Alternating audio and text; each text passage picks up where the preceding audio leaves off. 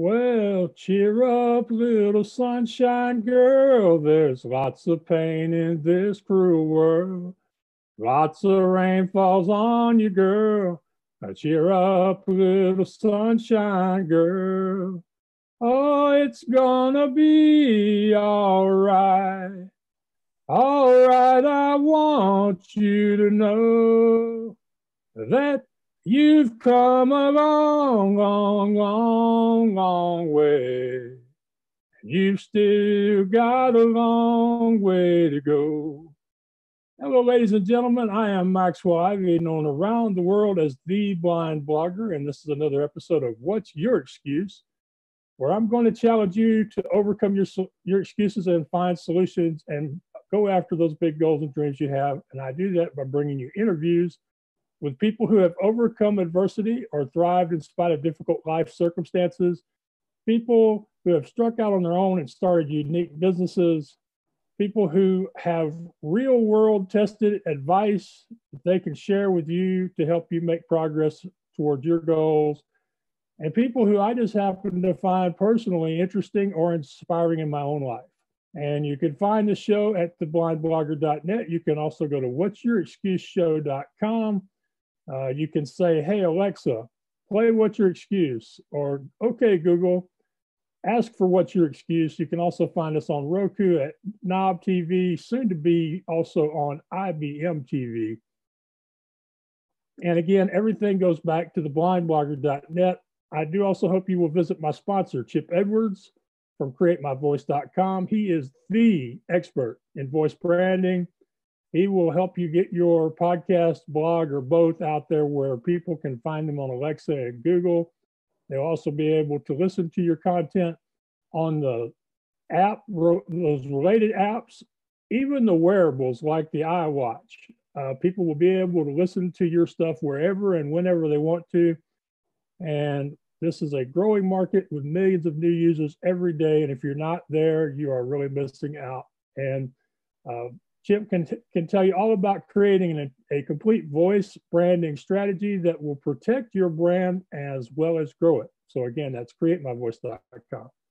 So today, I'm starting the beginning of something kind of new for me. I was recently contacted by people from Orcam, which is a company that makes a wearable that helps the visually impaired navigate life by describing or reading things, anything from printed material to street signs. And I hear they can even identify individuals if the individual has been put into the memory of the little device. We'll find out more about that later. But they have a group of people, some amazing visually impaired people or amazing people who happen to be visually impaired. They wanted me to tell more people about. And so today we're having our first visit with one of the Orcam Dream Team. And that's kind of a side note. Her name is Kalari Girtley, and she has a great story, a lifelong experience with vision loss and with overcoming the roadblocks associated with that.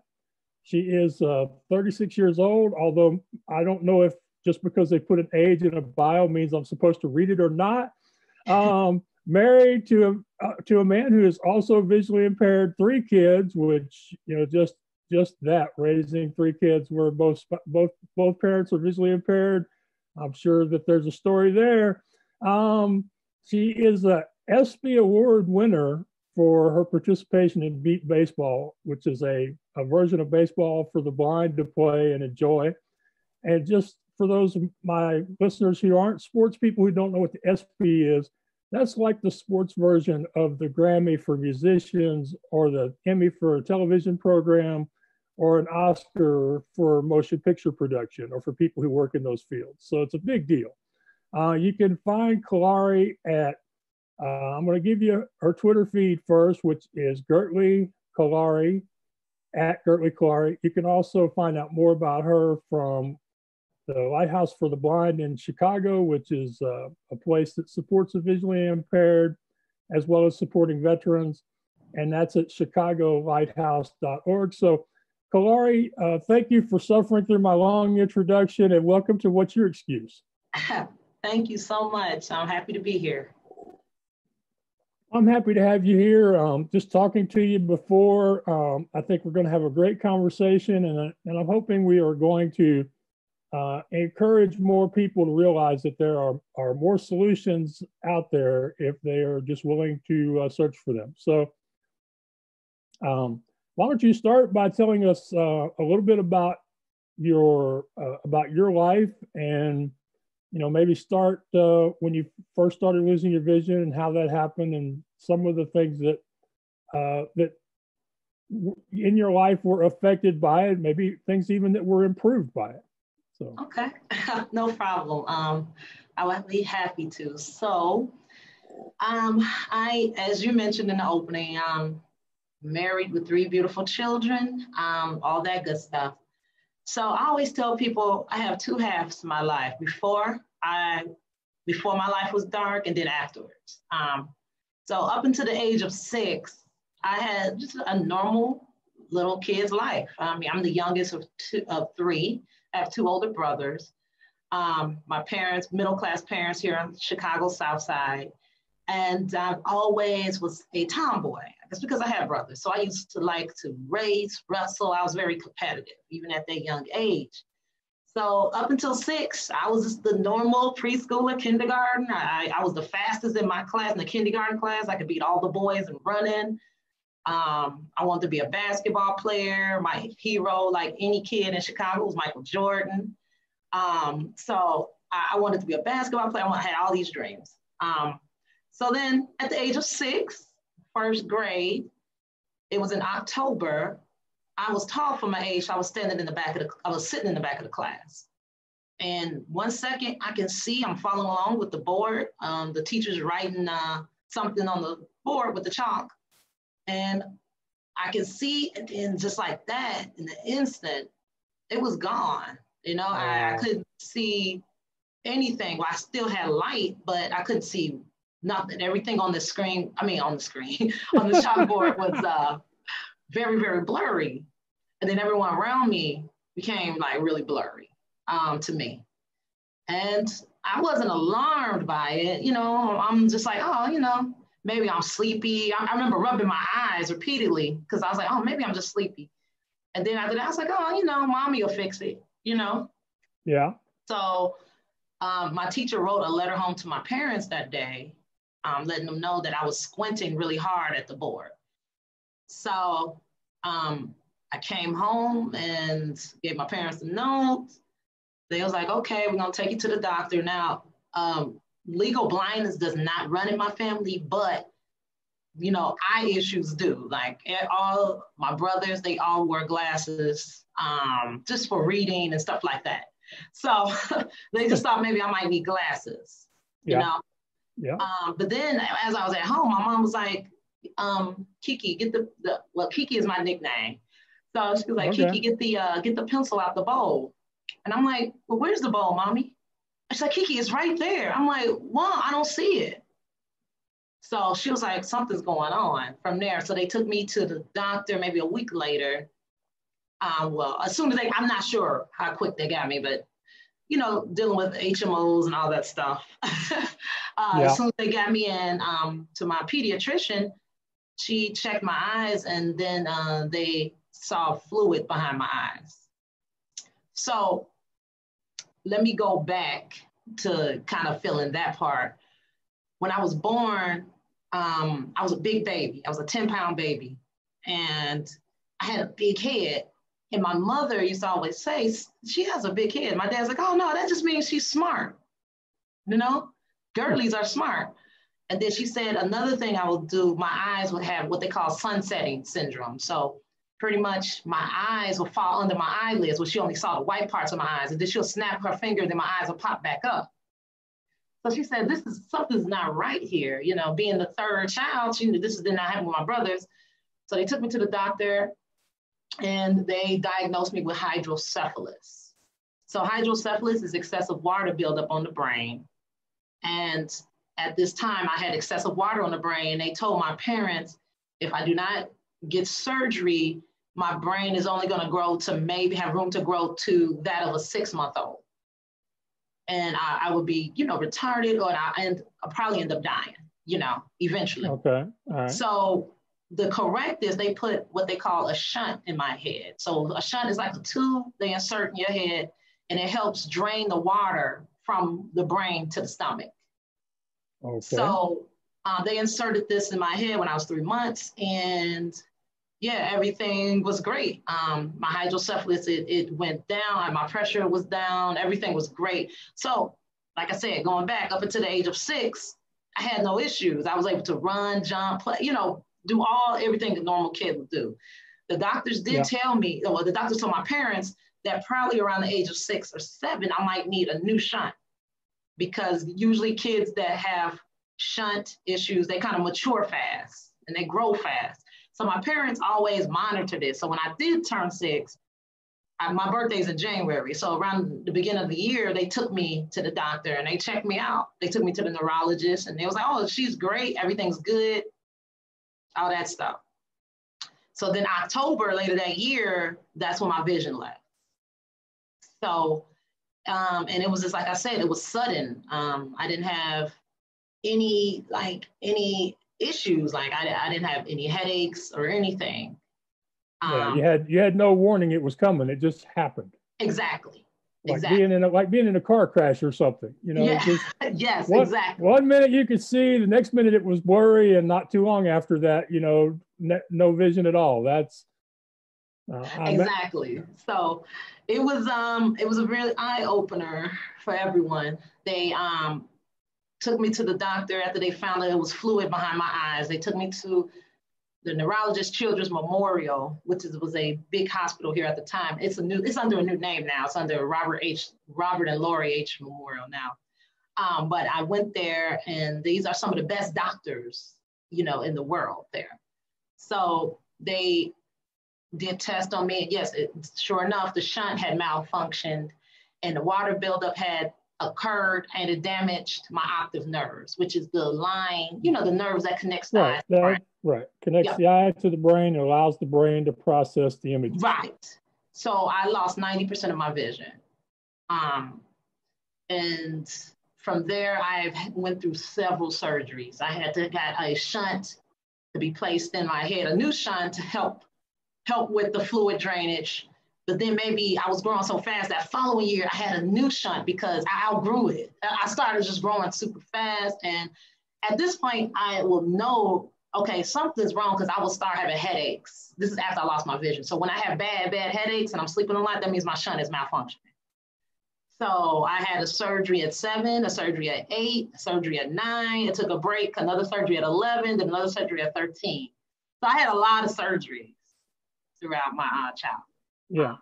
So now you know, as you're getting into your teenage years, what were some of the adaptations that y'all made so that you could, you know, attend school, and then how does the lighthouse and beat baseball come into your story? Absolutely. So pretty much, after I lost my vision at 6, I couldn't understand what was going on with me at all. I could not. I couldn't understand why people kept telling me I was blind, because I could still see. It was this light, you know, but to me, that's seeing. I can see, you know, like I'm not blind, you know, and I was like, you're blind. I was going to a Catholic school at the time. January, when I turned 7, I got switched to a public school, Skinner Elementary, where they specialized in blindness. And still, I just did not understand what was going on with me. I didn't understand why I couldn't see, why everybody was calling me blind. I couldn't understand why I'm with blind folks. I couldn't understand why my parents I couldn't play freely. I couldn't run. And if I ran, I hit things. It was just very confusing. I became a very angry child, okay? At the age of 6, after it was diagnosed that I was visually impaired and I'm blind, and I'm going to a visually impaired school that teaches how to adapt to being blind. My dad, he sat me down at the age of 6, and he said, listen, your eyes do not work anymore. So this means you can never be average, because if you're average, you're always going to be behind somebody who has vision. So to be on the same level as anybody with vision, you got to be 5 steps ahead. You got to work harder to be average. And he told me this at 6, which is heavy, right? Well, I have heard that not. I don't want to offend nobody, but I have heard that that African American parents start life knowing they will have to be more honest with their children than the rest of the world. So I can only assume that would apply to vision loss. Right? Exactly. So it was just straight. I applaud your father. Actually, that's some real courage to be that honest with a 7-year-old. Yes, and I still couldn't grasp it, but I knew then I always got to work hard. I can never be average. In every area of my life, I got to get A's. B's and C's are unacceptable. I got to always be good out. So that kind of started drilling into me. So then, having that on my shoulders, that big dose of reality, I switched to a Skinner Elementary where they specialize in blindness. So there, they put me on large print at first, and I could see it, but it took me, think about a first grader who's still learning, A is B, bug, like you're still learning letters. Yeah. To put that together, trying to read, sound out words, all that, and I'm visually blind. I'm reading it slow. It would take me about 40, 50 minutes to read one page. So what happens by the time I got to the end of the page, I would have forgot what I read at the beginning. So I couldn't remember, right, because it took me so long. So after a while, they switched me to Braille, the teachers. And then I was able to read a little faster and grasp things much easier. So the way beat baseball comes into my life is very, very significant and profound, okay? So from 6 to 9 years old, I'm angry. I'm an angry kid. I mean, I'm learning Braille, but I'm still angry. I don't like blind people. I don't like sighted folks. I'm beating up my little cousins because they could see I'm getting mad, throwing them down steps. I had a lot of anger issues, yeah, I got you. Right. But at the age of 9, I got introduced to beat baseball. So this guy named Tommy Pike came to the Chicago, he works for the Chicago Park District. And they came to my school and was just introducing different sports. And one of them was beat baseball. And he put this beeping ball in my hand. It was like a softball that had a speaker in it. And I just fell in love. I fell in love with, I can hit a ball when the ball is pitched to me. I could tackle a base because a base is 4 feet tall, so it has foam around it. So when you hit it, it don't hurt you. But I was able to run again without someone telling me stop and no, you're gonna hurt yourself. And it's like running into a store mannequin, except it has a siren or beeping noise of its own so that you know where it is. Yeah. Exactly. And it just changed my life. I tell everyone, beat baseball saved my life, because without beat baseball, I don't know where I would have been, where I'll be right now in my life. Okay. Because it's like, it gave me this opening, this opportunity to be competitive. And that's always been me. As I mentioned before, I was very into sports. Michael Jordan was my hero, all of this stuff. I used to like to wrestle. I used to race, all this stuff. So it fed that competitive nature. And then it was also, it allowed me to be a kid again. I was able to run. I was able to compete. I felt equal again. So I just grabbed onto the sport and I just totally ingested it. Like, it just became a part of who I am. I had some background in softball because my parents were both softball players. So they used to take us out to their games. So I was totally into the game. I used to see, my mom was a pitcher. So I saw how she pitched the ball. My dad and mom pitched. And then I'll see how they would line up at the plate, how they held their bat, all that. So when I went into beat baseball, I was kind of like a natural, hitter, because I just imitated what I saw my parents do before I lost my vision. Right. Did your parents ever pitch to you in a game? Not in the game, but they used to go pitch to me in the backyard. And that would have been on my swing and everything. Yeah, that would have been so cool. I haven't played much beat baseball, but I'm familiar with the rules. But one of the things is, for people who don't know, is the pitcher's goal is to throw the ball to you where you can they're working hit it. for you. They're working for you. So that's why I asked if her mom or dad had ever pitched to her, because to me that would have been so cool. But yeah, they will just pitch for me in the back, in the backyard, really. But it just every year from 9 years old to I graduated grammar school, 14, I was playing beat baseball. And I just totally fell in love with it. Like that was the high point of my summer. It came around every April. We usually have a big game in June. And they will let all the kids play. So it was kind of minor league, but I was the star, okay? I don't get too long. They had me in the middle, playing the middle of the field because I was so fast and I could like run up on balls and pick them before a kid got to the base. Yeah. And the only times the kids would score if it was hit away from me to someone else because they didn't want you to run. And it was like it was not the major league beat baseball. It was little league. So I couldn't run over and help. And, it was like if they called your name, that's who went for the ball. Right. So right. Yeah. I did that. I did that for years. And then couple of my friends, they went to the Chicago Comets, which is the professional beat baseball team here in the city. So they told me like, hey man, Keith, you gotta come to this team. This is real beat baseball. And I'm like, oh, okay. So I came out to practice when I was 16. And I just felt, the first time we meet in the Comets when I was 14, maybe 12. I think I was 12. They came out just to see, to see us play and kind of work with us. Right. And I was super mad that they beat us. I mean, this is a grown-up team. They was playing little kids. So they was playing around with us at first. They wasn't really scoring. So, I was picking up balls like, yeah, we got a chance. But then they unloaded on us. Right. And it just crushed me. I was so mad. I used to hate to lose. I could not lose. I hated to lose. So after the game, they was like, man, some of the players walked up to me. They said, hey, you're real good. I said, yeah, oh, cool, whatever. Kind of like that. I was like, mad off, So what they were doing so a couple of years, so a few years later, you're going to the Comets, and what happened then? From there, I grew my beat baseball talent. My confidence grew. I had to learn how to play defense because it was totally different from the major leagues. In regular beat baseball, you have zones, 1 through 6, that cover each side of the field. So you have 2 spotters, what they call spotters in the field. You have 6 blindfolded defenders. The spotters are sighted people, sighted volunteers, and they're also on the defensive team, okay? So they know the players, they know your zone, all that. So when a ball is hit, they'll call a zone, 1 through 6, and then we'll all converge on that zone, but just at different levels. So we're not colliding with each other. So I had to learn how to do that.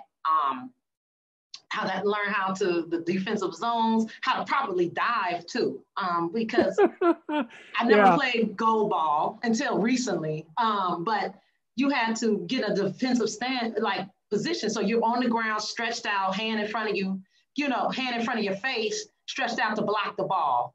Your legs closed, toes pointed, you're leaning kind of forward. If the ball hits you, it'll bounce in front of you as opposed to behind you. So it was all these different techniques I learned. And I just fell in love with it. Yeah. You mean you're supposed to keep your hands in front of your face? Proper technique is, one hand in front of your face, But if you don't I have caught a lot of balls to the face because I wasn't in proper position, but I got that out, so I didn't care. We always say on the comments, hey, get the play, we'll tend to your injury later, kind of like a joke. So I like that approach. So it was just amazing. And I've been with the Comets 20 years now, and I'm one of the top female players in the league. And for years, I was the only female player on the Comets, but I still competed with them. Like I was started on the Comets for years over all the, other men. I made it to the starting lineup, which is such a compliment because in beat baseball, in the league I play in is the National Beat Baseball Association. It's 90% male, okay? So it's not many females. So when I started, I would always try to find other females in the league, like, hey, man, we like a small group here. We got to stick together. Now, lately, it has been an explosion of women in the league, which I am loving. I'm loving it. More women are coming out to play. We're making more efforts for women to play. And we even got, there's going to be an all-female woman team starting, a professional women's team starting next year. So it's amazing to see how much inroads women have made into this game. Hey, I always say, you know what, girls can play too. We're just as tough as you guys. In fact, we might be tougher. Yeah. Well, the important thing, or a couple of things about beat baseball is, unless it's changed, there's only like 6 players on a starting lineup for a team. So exactly. So, and for a team like the Comets, I imagine there are probably 2 or 3 players for each starting spot. So the fact that the fact you've been a regular starter for so long just shows how good you are. Yeah, and believe me, I had to compete to get those positions. Now on my team, it was no biases. Hey, you had to do all the drills just as good as everyone else, right? So I had to compete and beat them out to get it. But you know, for years it took me. I mean, I didn't just start off as a starter, so it took me years to get into that lineup. But I mean, I absolutely love playing. And anybody on my team, I'm like always talking on the field. I love lifting my teammates up if I'm not on the field, because for years I was on the bench. So I always make that good statement, you know, that good talk and good promotional speech about bench players. How, you know what? Everyone's always looking at starters, but bench players, we have to be mentally involved in the game from start to finish. We got to know and just be ready to go at any moment. So to me, I feel bench players got to be mentally more in tune and tougher than people in the starting lineup. Yeah. And this approach was just, it guided me all my life. And in 2003, Chicago Comets, we won the championship. And this was the first time in the beat baseball history that a Chicago team had won a beat baseball tournament, national tournament. And I had a big role in that. I wasn't starting at the time, okay? So I was 19. And we had, man, you know, the starting lineup was packed with talent up and down the line, okay? But one of our guys in the championship game, so the way it works, you have to beat a team, it's double elimination, so you got to lose twice. So going into the championship game on Saturday, we had already lost once. So to win a championship game, we got to beat this team twice, which was the West Coast Dogs, and they were a stacked team. I mean, they are Paralympians, just all of this stuff, okay? Going against the Comets, who we're a good team, but we're not Paralympians. All we had was each other, and we practiced together. The West Coast Dogs, they were kind of like they came from all over the country and just came together for that tournament to practice. And they usually, just to tell you how good they will win. They won for several years, and they never really practiced together until they got to the World Series. So that was just amazing. But the Chicago team, us Comets, we practiced every Saturday, 4-hour practices. So we was together, we gelled. So anyway, getting back to that championship game, it was the first game, maybe the third inning, and we were, I think we was tied 6-6 or something. There's only 6 innings in the game. Then my teammate, he went to get a ball in the field and blew out his knee. Okay. Yeah. Yes. And he was pulled out, and, you know, my coach came to me. He said, "Keek, you're in." Just no thought, nothing. Like, and I was like, wow, me? You know, and at this time, you know, I'm still kind of nervous. I'm really hyper. I'm like, I got high energy. So I said, okay. So I went in the field. We finished that out. You know, we got the last out to retire the inning. We came up to bat. I was second lineup, the second person to go up to bat. So the first person in front of me, he scored. Then I came up to the plate, okay? And I hit the ball, and I took off running to the base, okay? Took off running, and I tackled the base. And I remember laying on the base, and I was like, did I score? And I heard the Comets cheering, doing our cheer. So what happened was, it was a short ball I hit. Oh, mind you, I'm a woman. So when they say, female player up, everyone step in 10 feet, okay.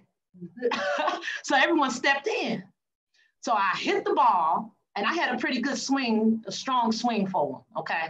I hit the ball, and the guy who ran up on it, he picked the ball up, but was trying to show off, and stood up with the ball, but the ball slipped out his hand and bounced 6-7 feet away. And as he was going for the ball, I was tackling the base. And they they couldn't believe it. Yeah, and, we're good friends now. The guy that I scored on, his name is Neil. He always said, I just couldn't believe it. Like, it slipped out my hand. It was rare that a woman would score, and I did.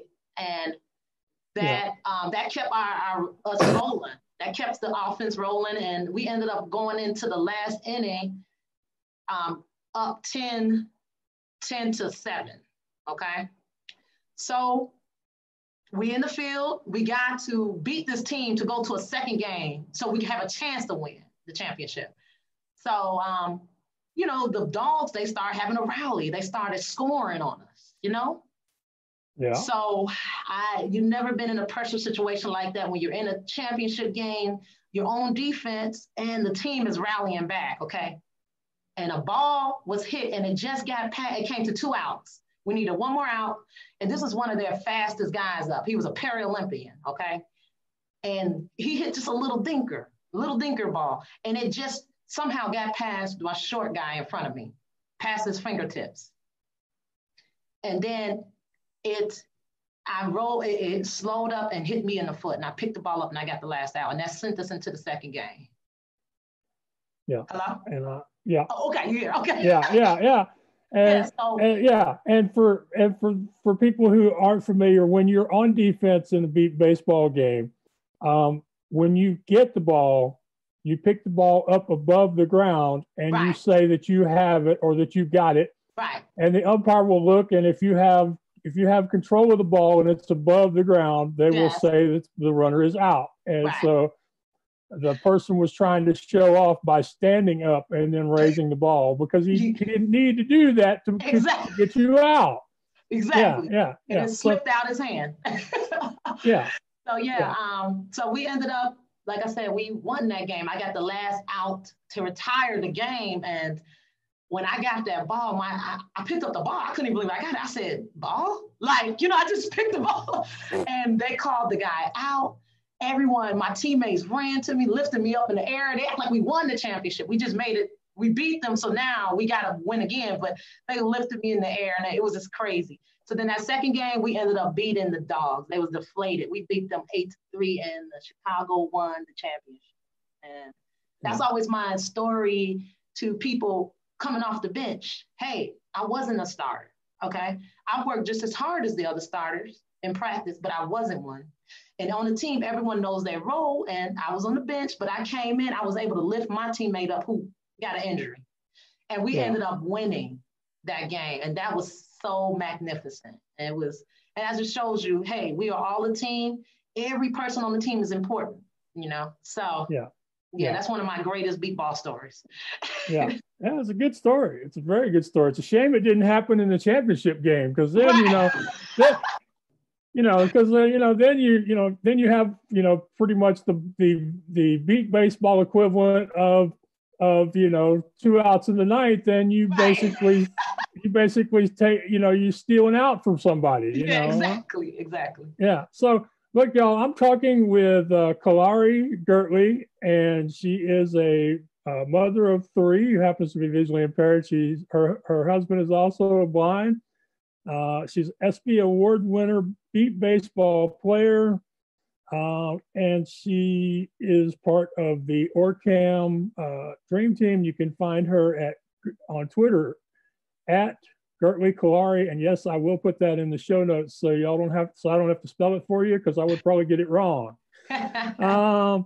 And we're talking about this. So I told you before we started recording that if I didn't ask you how you and your husband have managed to raise 3 kids with both of you being blind, that I'd probably get emails. So would you talk a little bit about being a parent and being visually impaired?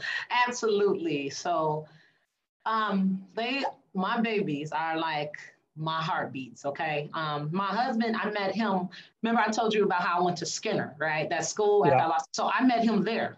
So he was 9, I was 7, and we just became friends. So we've been friends since we was kids, me and my husband. Right, so we met there and just kept our friendship going throughout the years. And about, 10 years ago, we started dating and, got married. So we are blind parents over sighted children. Yes, it's none of our kids are visually impaired. So they all can see. My oldest daughter, she wears glasses because she has astigmatism. But that goes back to, remember I was telling you, the Girtleys all had something wrong with their eyes. I was just the only one that came out legally blind. Right. Yeah. I think that's a Girtley trait, but it's a challenge. It can be a challenge. We're at the stage, so my daughter's 13 and my son, he's 13. Now my son, he's my stepson. Okay. So, but my daughter and my son, they're 2 months apart. And because me and my husband are friends all our lives, they kind of always knew each other, you know? Okay. So now, you know, they're brother and sister. But yeah, it is a little challenging, but we make it work. It's a lot of organization. It's a lot of staying on top of things. My big thing is school. So we're at the age, our kids kind of, you know, I don't know if you did this, but you know, you kind of test your parents. Did you finish your homework? Yeah, I finished my homework. No, you didn't. Right. Like, so I have to, especially my daughter, she can be a little sneaky. I have to always go behind her and check. And how do I do that?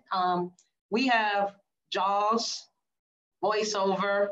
We have NVDA on all the devices. Those are screen reader or text-to-speech readers for y'all. Yes, we have that on all our devices that the kids work on. We have tablets, like we use iPads in the house, and then, you know, both our kids, they all got their Chromebook, which I'm able to use software on. It's installed, but you know how you just enable it so it's not on all the time. So I go behind them, I check to make sure things are submitted. And then I also have a lot of their work they do now is through Google Classroom. And it's an app you can use on your phone, which is beautiful with the iPhone, okay? So I'm able to check easily from my phone. I can check now. I can see what's assigned and if it's been turned in. I also got all my kids' teachers' information. I'm one of those parents, I'm hands-on. Give me your cell phone number. I will call me if my child is missing something. I will call you if I got questions. You know, I'm a hands-on parent like that. I love it. I love it because you're basically saying not only am I a good parent, but I'm an excellent parent. And the vision loss has nothing to do with that stuff. Right, you know, exactly. I love it. So and so I'm guessing you're one of the few parents that actually likes the at-home learning and the Zoom classrooms and stuff. Yeah, because I'm able to see a lot what's going on, you know, and it's just amazing. Although my daughter do want to get back to in-school learning. So we'll see here in Chicago, they might be talking about January, or, you know, before they can see. But I'm not sure. You know, that's another topic, you know, everything going on. Our numbers is rising. I don't know. But yeah. Well, hopefully, though, the teachers and the students and the parents will have had such a good experience with some of these virtual platforms that they'll keep using them even when people go back to the classrooms, because I'm sure that it's not just you that it makes things easier for, but I'm sure it makes it easier on the teachers having all the work submitted through Google Classroom. Yes, I think it's easier for everybody, you know. So I mean, just, you know, they can let them little butts go back to school if that's what they think is good, but just let them take all that electronic stuff with them, because that classroom stuff works. That Google Classroom, Blackboard, whatever it is y'all always using. I mean, so that's good. What about household chores? So with that, clothes, that sort of stuff.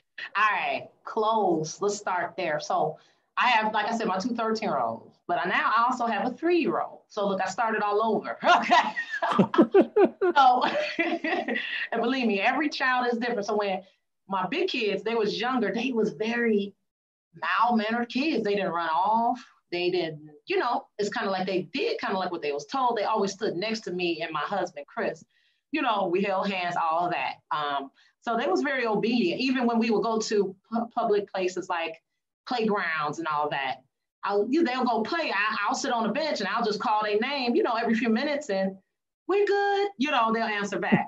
Now, when they was little, of course, I will follow them around. But as they, you know, became 5 and 6, you know, that's a little bit more independent. As long as you answer me, I don't care. Now this new child, this second child, she is a different brand. I don't know. This like this, I don't know. It's in the I don't know. She is totally different from the big kids. She's a runner. Okay. I have to kind of put a leash on her. Which honestly, listen, I used to pride myself. What parent hasn't thought about it at least once? I used to pride myself on one of the parents that were like, oh man, no, I'm not gonna leash my kids. No, this one I have to leash because she will run off and think it's a game that you're chasing her. I remember one time she got loose and it was on a sidewalk and I raced after her and I dove after her to catch her, before she ran into the street. And I was able to grab her shirt, and it was just scary, So I leash her. As far as matching up clothes, I safety pin everything. I try to keep neutral colors. I did this when the kids was younger also, my big kids. Keep it neutral. Blue jeans go with everything, okay? Black goes with everything. Yeah. So I kept kind of neutral colors. Even my daughter, like I said, she liked bright colors, so pink and all that, but I always kept her with either blue jeans or black bottoms, right? So no matter what, she's always looking decent, she's matched up, okay? So I safety pin things, safety pin clothes, safety pin socks. I try to get all white socks, okay? Forget all that different colored socks. Yeah. Now that my daughter, my big girl is older, she's a teenager. If she wants color socks, that's fine. As long as she match them, she can do whatever. I don't know. The trend now is to wear mismatched socks, I guess. But that's her responsibility. The thing is in my opinion, the answer there is one of two choices for her. That she can either, well, maybe three choices. She can either go mismatched. She can wash her own socks, or she can get one of those clips that you've probably used and hook her whatever colored socks together so that they come back to her. Right. But look, I make it her responsibility. I said, listen, because you're a young lady now, and I was taught to tell my son the same. You're a young man. You got to learn this stuff. And, you guys are 13. I want you to have your own expression, like whatever. But, still want you to look, if you want mismatched socks, okay. But, but yeah, so I kind of let them match their own stuff. As far as with the big kids, it's still the same thing. My oldest son, I get a lot of blue jeans. Everything go with blue jeans. My daughter, she's a little fashionista. My 13-year-old, she is really creative. So she likes to pick out her own stuff. I just like to feel the fabric. If I like how it feels, we can move on. And she likes to match up things. But we still keep it simple, like, dark colored pants, dark colored dresses, different type of shirts, that type of stuff. House chores. Now that, me and my husband, we have things labeled, like we have our washer and dryer labeled with the raised dots to help us. We have our dishwasher labeled, and we have the big kids for the most part, they wash the dishes, they put them away. And I just, they're teenagers. I got to stay on them about their room. So what they used to do, my daughter, what she used to do to me when she was younger, she would clean where I normally would walk. Okay. That makes sense. It makes sense. If you can't see it or trip over it, it ain't there. It's clean, right? Yeah. So she will clean where I'm usually walking, but then I'll trip her and I'll go walk in the corner. And then boom, I'm walking all up on a pile of clothes. I'm walking up a mountain. I said, Kiana, what's up with this? She didn't think, kid, they didn't think you would go there. Or I had to go under her bed. Like, okay, like now, okay, your room is clean. Then I'll just get down and put my hand on the bed and boom, hey, guess what I find? I'm finding shirts, pants, that type of stuff. And then what about food? Food. So in my kitchen, I have everything labeled with Braille. So I got my seasonings labeled. I have my canned goods labeled. And a lot of that kind of ties in, with Orcam helped me out with a lot of that too. Yeah, that's actually a good transition for Orcam because it is a wearable that allows you to read things, anything from like letters to packaging to it. I understand it will even read signs and things like that. So Why don't you tell people more about what Orcam is and what you use it for, and you know what it can do, what it can't do, and then we'll talk a little bit about this dream team that you're part of in collaboration with Messi.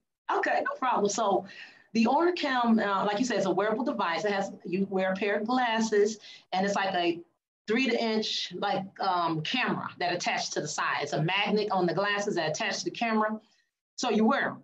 So you can just tap the side of the camera and it takes a picture and it'll tell you what's in front of you. So if it's a person in front of you, it'll say an older male, a younger male, an older woman, younger woman. You can program the names in there. So now my kids, you know, when I got it on, it says Kiana, Kayla, little Chris, Big Chris. Big Chris is my husband. Okay. Big Chris. I'm Maxwell. I'm Maxwell Jr., so I know exactly what you're talking about. Right. So I have face recognition in it, so I'm able to recognize things. And then it recognizes products. So going back to my kitchen, me and my husband, we just recently bought our first home last October. So we've been in our house for a year. So during COVID, congratulations. That's a big deal. I mean, it is. I mean, it's becoming really hard for people to purchase new homes in this country. So yes, that's a big thing, and don't gloss over that. So y'all are homeowners. Congratulations. Yes, we are homeowners. Big deal. Yes. So during the recent shut-in or shelter in place, I was able to start working remotely. So I was able to be in my house, a lot. So I had a lot of time. So I was able to kind of organize my house. So I was able to, with the Orcam, I organized the kitchen. I was able to get my canned goods, things that I didn't have labels on. The glasses identified it for me. I put a label on them. I got all my seasonings and canned goods in alphabetical order. I got the closets in the house organized, because the glasses, they also help you identify colors. So I got, in my daughter's closet, my baby girl, because like I said, the oldest daughter, I kind of give her freedom to, kind of pick what she wants, right? Right. But my youngest daughter, I got, pink to the left, blue to the right, green to the, just different, where Orcam was able to help me with that. And also I use it for reading mail, especially, because before I used to make my kids read it. And to me, it's like, hey, I'm helping you because you need to learn how to read anyway. This is reading skills. Just consider this extra credit, Exactly.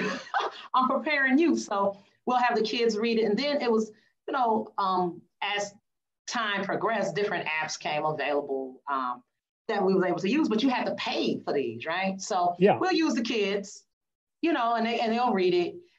So now I'm able to read my own mail. I'm able to read just everything that comes to the house. And even if I just pick up a book that's not Braille, I just point to it and it reads the whole page to me. So this come in handy when I'm reading to my baby girl now. So I have some Braille books, but I have mostly print. I'm trying to increase my Braille book collection.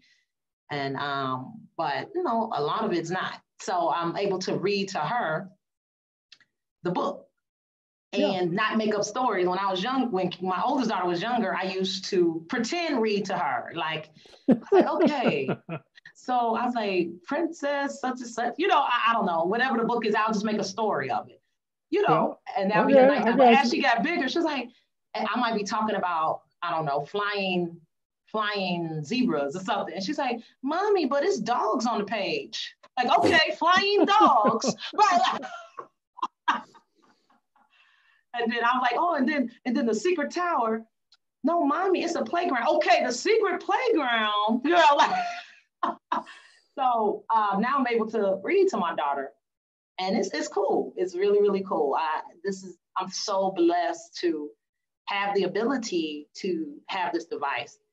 And honestly, it was how I got selected to be a part of the Dream Team was very on accident. I was here at the Lighthouse, Lauren and Niece. She works here at the Lighthouse. I guess it was a Orcam, they sent out an email or something saying about a worldwide contest going on, where if you submit a 2-minute video, just talking about your love for sports, your passion for sports and technology. If they like it, you'll get selected to get a free trip to Barcelona, Spain. Okay. Yeah. So I said, okay. Lauren, you know, she sent it to me at the lighthouse. So I did a 2-minute video really quick. I talked about my passion for beat ball. And when I start talking about beat ball, Maxwell, it just, the passion flows out because it is me. I love beat ball. Like, so I could talk about it forever. So I'm really passionate. And then at the end, I say, yeah, in technology, I use it to, I forgot what I said. I was like, technology is really important because it helps level the playing field for visually impaired and blind people. Yeah, you said the stuff you expected them to want to hear on the technology side of it. I got exactly. You. But maybe a minute and a half was me talking about beat ball, my passion for it. Right. And then I threw in 30 seconds about technology. So I was like, okay. And then a week later, I got notified by Lauren that they selected me to go to Barcelona, Spain. And we're going to be meeting, well, not meeting, it was like, it's rumors that you may meet someone famous, you know, but they was keeping everything low key. Yeah, but see, now here's the thing. If it had been me and I'm thinking I'm going to Barcelona, Spain, are you still hearing me? Yeah, I can hear you. All right. If it had been me and I'm thinking I'm going to Barcelona, Spain, this is all around sports. There's only one sports celebrity in Barcelona, Spain. Although Cristiano Ronaldo might disagree with that these days, but you know, so they didn't let you know who you were going to go meet, just that it was possibly some celebrity over there. Okay. Yes, yes. But honestly, I was just happy I was going to Barcelona, Spain. So I agree with you. Meeting this famous celebrity is a bonus, but I've never been to Europe. So yeah. This it was put together so quickly. Like it was a matter of, I don't know, a few weeks, maybe a month before I knew I was packing up going to Spain. So we was able to go, and the flight over there was wonderful. We got there and it was amazing. Being in Barcelona, Spain, just soaking in all the culture, soaking in everything, you know, over there. The food was it was okay. I think we didn't hit the right restaurants or something. But it was very eye opener to be over there. And one funny story while I was over there, the Super Bowl was happening here in the United States. So I think we were like 7 hours ahead of United States. I think that was like Barcelona. Yeah, that's right. So I remember going. It's 7 hours ahead of Chicago at least. Yeah. So I remember going to like in the lobby, and I said, you know, I was talking to the desk clerk and the people, the bartender, because it was a bar down there. I said, hey, can you turn to the Super Bowl? They was like, what's that? I was like, oh, it's like Americana football. They said, oh, football. I said, no, because soccer is over there. It's football too, right? I was like, no, American football. And they was like, what channel was it on? So I was like, I don't know. So I tried to Google it. I asked Siri on my phone, you know, all that stuff. But they couldn't find it. So I was pretty kind of sad, you know, I didn't get to see the Super Bowl. Because, you know, that's like a national holiday here. Yeah, it is. Yeah, the halftime show, all that. I was like, man, you know, I found out in the morning who won. But it was kind of sad, my first time missing the Super Bowl. But it was just amazing being over there. And then when we got to meet Leo Messi, that was magnificent. It was just life-changing. The first thing I remember thinking was, oh, wow, he's kind of short. You know, when we hugged. But to be that small and be that athletic, like, okay, you know. And then I was able to here at the Lighthouse. So as you know, I work for the Chicago Lighthouse, and that's why I went over there with the Dr. Janet Slick, who's the CEO of the Lighthouse, and also Lauren Anise. So here at the Lighthouse, we have a saying, thank you for, welcome to the Orcam universe, because they're trying to really push, it's a lot of employees here that's wearing Orcams and getting experience out of it. So before we knew who it was, I already knew. I was like, man, I'm gonna try to get him to sign, sign some stuff for the Lighthouse, the celebrity, and also maybe sign a beat ball. I took a beat baseball over there with me because they said bring your anything sports related, your sport. Yeah. So I took a beat baseball over there. Yeah. So I was able. We had all these big plans. What was gonna say to Leo Messi, all this stuff, right? After we found out who was meeting. Yeah. But then we found out he don't speak English. Okay. So I was like, you know what? On our way to go meet Leo Messi that morning, we all loaded on a bus. We was going to a studio. Me and 11 other athletes and their partners. So I was like, well, I'm gonna learn how to say thank you for being a part of the Orcam universe in Spanish. So I text my friends here that work here at the Lighthouse, actually. I said, how do you say this in Spanish and send me an audio message? So I told them what I wanted. They sent the audio message back to me. It was my friend Juan and also my friend Jose. They both sent it back to me and I was practicing it. On my way to go see it. I kept, I guess I got everyone, everyone around me probably looked like I was talking to myself, but I was just whispering it. I'm trying to get it down, trying to get the words right. So when I got a chance to meet Leo Messi, we took a picture and then I whispered in his ear. I said, I said it in Spanish, thank you for being a part of Orcam Universe. And he said, gracias, and hugged me again. So I said, okay, it makes sense. Apparently I got it right, or at least I didn't get it very wrong, Exactly. So yeah, it was that was amazing meeting him. But the other highlight, in addition to getting this magnificent piece of technology, in addition to meeting this world famous biggest athlete in the world, because people was crying when they met him, which he is bigger than Jordan, to help you understand it. I don't know. He is. But Jordan did introduce a lot of the world to basketball that never knew what it really was before. So, but people so moved, and the highlight to me, in addition to all that, was meeting all the other blind athletes. So I and one other young lady represented the United States. So only two people represented the United States. Her name is Bailey, and she's from Iowa. Coincidentally, she played beat baseball too, but she's training to be a Paralympian. Okay.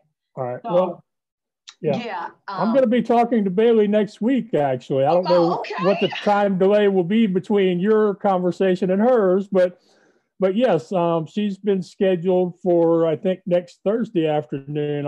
Or next Tuesday, I'm going to be talking with Bailey. And so, my guess is we'll probably talk more about her goals of Paralympian than we will beat baseball, since we've talked so much about beat baseball with you.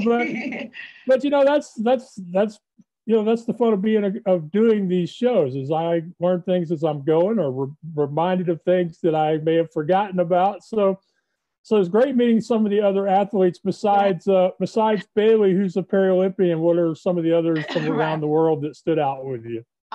It was this one young guy. His name is it's slipping my mind, but he is a triumph. Triathlete? Yes. Yeah. We have one of those here in Houston. That's how I know. That's how I can say that word. Okay. And he's from Israel. Oren, that's his name, Oren.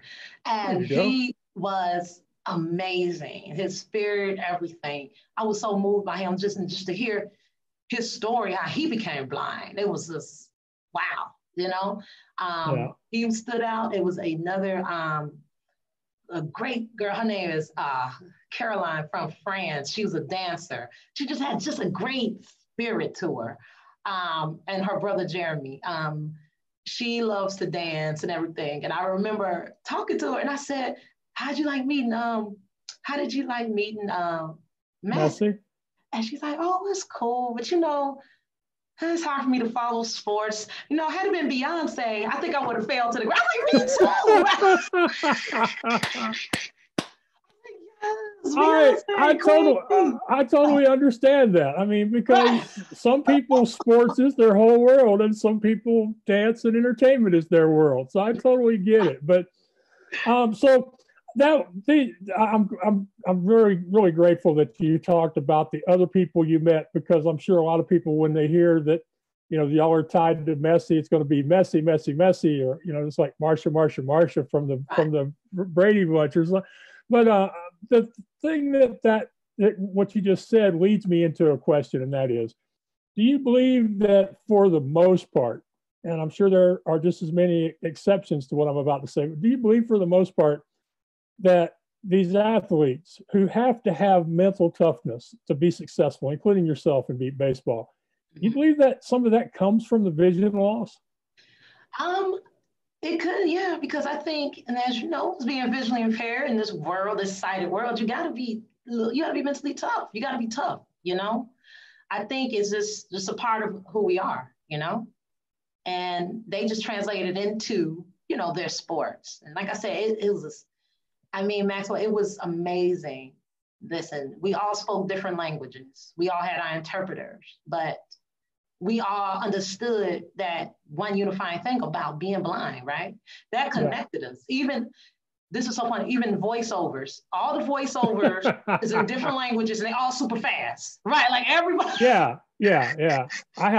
Mine only runs about 60, but I've been around y'all more accomplished blind people, and hear those screen readers talking so fast. I'm like, how do y'all understand them? I'm like, but one other comment I wanted to make before I forget is that when I first started looking into this Dream Team thing, and I thought, you know, how cool it was Messi was involved, and I was wondering, you know, was it a publicity thing, or was it really at his heart? And then I looked into his bio and I realized that this is a kid from Argentina who, at one point in his life, nobody thought he would ever play, you know, soccer for his hometown team, much less be the greatest in the world. So he, while it wasn't vision loss or some sort of physical disability, he had to overcome this whole idea that no, kid, why try? Because you're just not good enough. And you never will be. You know, you're physically not built to be a soccer great. And he basically has proved the entire world wrong and continues to do so. So the more I learn about Messi, the more I'm like, yeah, he was the perfect guy to be part of this thing. Yeah, it was very, I'm telling you, it was life changing, man. Just connecting with all those athletes now, and we're all Facebook friends, so we all kind of keep up with each other. And it was just it was a magical moment, like really, that can never, I don't think it's ever going to be duplicated in my life. Just that camaraderie. I felt like we was all on a team together, you know. So yeah, and we worked together, and we all shared our love for all our sports. So I learned about blind soccer, which I had never heard. I mean, I've heard of it, but I never heard of it. You know, like I heard about it, but I never knew about it. Yeah, just like everybody knows there's soccer, but here in the U.S., we don't really know that there's soccer. I know what you mean. So you know, just learning about all the other sports and all the other, their stories, and it just made you like, wow, you know, I'm so happy to be a part of this thing. And, you know, from that, I mean, I've tried out blind soccer now, and I love it. I want to get better at it. It's challenging me. It's challenging me in ways that beat baseball could. And I love that. You know, because I'm always looking for the next challenge. Right. Well, my guess is with beep soccer, it's probably more of a challenge to understand the spatial relationships of where you are on the pitch and where you are in relation to the other players, and cooperating with the other players is probably geometrically more difficult than on the beep baseball field. Yes, yes. And that's the angle I'm still learning how to figure out, like how you don't run into each other, right, when you play. But yeah, it's definitely how you don't run off the field area. I mean, that's Now the field is surrounded by these kickboards, right? So the ball will never go out of bounds. And I guess that's also if you run to the side, you know, no one's running out of bounds. So when the ball hits these kickboards, it's going back in the middle of the field. I see. So what you need to do is you need to do like hockey players. And you need to learn how to use those kickboards to help you maneuver the ball down the field. You know, like just like bouncing a puck off the end boards in a hockey game. That's one of the things you need to practice. That might help you in a game sometimes. Yeah. So, but yeah, it was just amazing. I was just happy that I had that opportunity to go and to represent the Chicago Lighthouse over there. That was amazing. It was a great, and we was the only organization. Everyone else came on their own, right. But we was the only blind organization over there represented. All right. So well, look, I have really enjoyed talking with you, Kalari. I try to respect the time of the people who come on my show, even if I feel like I could talk to them for another couple of hours. Let me talk about the Chicago Lighthouse real quick. So the one thing I want you to talk about, you can talk about the Lighthouse too, but the one thing I want you to expand on is you mentioned always seeking a next challenge or opportunity, and I'm wondering where that comes from. Always like looking for the next challenge. Yeah, where does that come from? That's just me. It's always been me. I'm very super competitive. I mean, I'm competitive with myself. I got to top myself. And I think that goes back to what my dad said. I think it just kind of really, he put that in my head and it kind of just manifests in me, right? I always got to be better. I can never be average. So I always like to challenge myself. So as soon as I meet one goal, I got to set another goal for myself to meet. So, and give them a few more. Yeah, and give them a few more words about the Lighthouse, and then we will wrap this up. Okay. So the Lighthouse is an amazing organization. It was my first. Now I have two. Let me tell you real quick. Baseball carrying to all these areas of my life gave me confidence. So I ended up getting 2 degrees. I got a bachelor's in journalism, a master's in media management, and the Lighthouse was my first job I got. And as you know, it can be kind of hard. It's hard for blind folks to work, right? To find employment. That's the biggest thing. And I'm passionate about that, blind people working, because we can work. We want to work. We just need opportunity. Right. And the Lighthouse gave me that opportunity, and I have flourished here. I had my first job here. I have benefits, and now I worked in the call center here, but now I'm moving more back into my major, which I'm so happy about. I'm an intern here in the marketing department also. And I'm helping expand our social media content and also just able to write, which I'm super excited about. So the Lighthouse has really, they have changed my life. I owe a lot to the Lighthouse, especially giving me that work history. Because when you're applying for jobs, Maxwell, they're like, what's your work experience? Well, if you never had a job, you don't have it, and people don't want to take a chance on you because you're blind. Yeah. And just a reminder, something I don't consider myself an advocate, but I do like to remind people that when others complain about how many people are unemployed, they should remember that even before COVID, the unemployment rate among visually impaired people was 75%. Exactly. And that's a newfound passion of mine. I want blind people to work. I always tell people I want to pay taxes. People run from saying, I want to pay taxes. I want to. And we make good employees. We are very loyal employees, just like we're loyal customers too, as far as that goes. If a company will spend the effort to show us that they care about us as a customer, we will give them our money. But yeah, we're loyal workers. We're usually diligent, conscientious workers. Yes. And we're also built we are built in or born solution finders on the job. Exactly. So we are rarely happy just doing what we're told, unless that's all you want from us. But if you give us any leeway into how to finish a job, we will find you better ways to finish that job. Exactly. So that's my thing, and I guess that's my personal, man. I'm passionate about. Just like I'm passionate about beat ball and spreading the word, and blind folks. Then I'm passionate about blind people working, because we the best. We are the best workers. We're dependable. We're loyal. Just give us a shot. Yeah. So. Yeah, that is so true and so great, and I think that's where we'll end our conversation today. I really appreciate you coming on my show. Yes, thank you. Thank you for having me.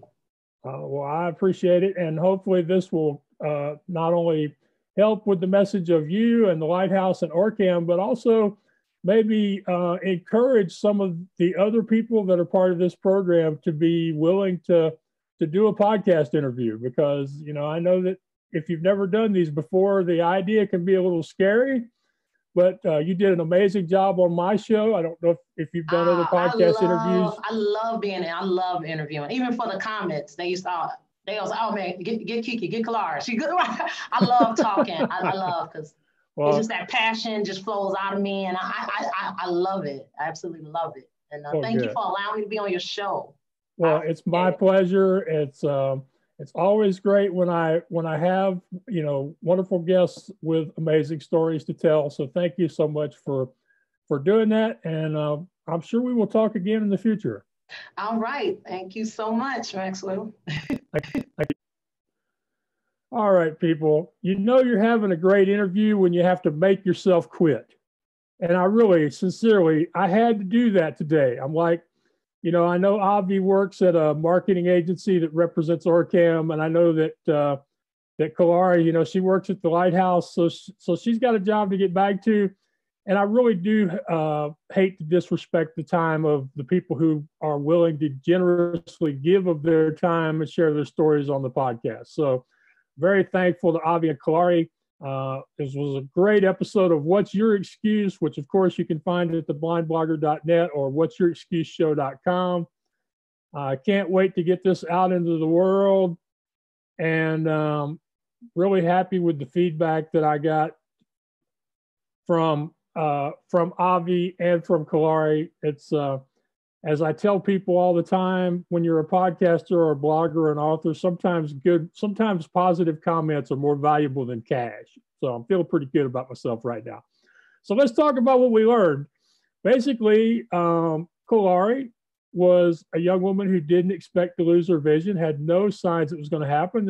And all of a sudden, she's lost her vision and she's even blind.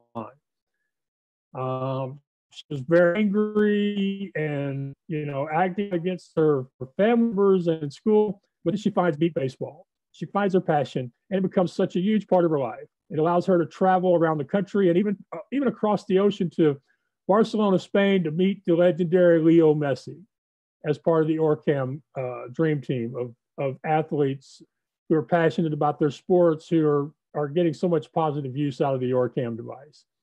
I'm very jealous. I would love to have one of them things for myself. But, you know, this is a great program. These people, they've overcome not only their disabilities or their blindness, but they've also overcome the natural resistance of people around you when you're wanting to compete in a sport, even a sport that's been adapted for the visually impaired, like beat baseball or blind soccer or blind cricket, which I recently just found out about as a sport.